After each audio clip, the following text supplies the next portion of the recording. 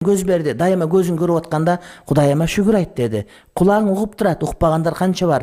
Кулагыңа шүгүр айт. Ар бир нерсе угуп атканда Кудайым уктурду мага деп шүгүр айтыш керек. Ар бир нерсени көрүп атканда Кудайым мага көргөз деп шүгүр айтыш керек. Басып кетип ар бир кадамыңа Кудайым ушул кадамды мага басырды, шүгүр айтыш керек. Тилиң менен, дитиң менен, бүт денең менен шүгүр айтканды билиш керек. Акыл эсиң бар, Кудайга шүгүр айт. Үй бүлөң бар, Кудайга шүгүр айт. Жей турган наның бар бүгүнкү, Кудайга шүгүр айт. Асманың бар, Кудайга шүгүр айт. Мамлекетиң бар, Кудайга шүгүр айт. Урматтуу бир тууганым, мусулмансың, келмең бар, жаздыгың бар, жата турган, уктай турган жериң бар, перзенттериң бар. Мына ушуга шүгүр айтыш керек.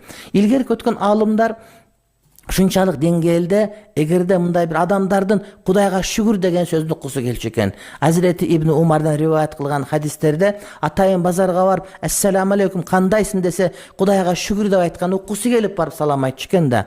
Адамдар дайыма бирин бири көрүшкөндө "Ассаламу алейкум, кайфа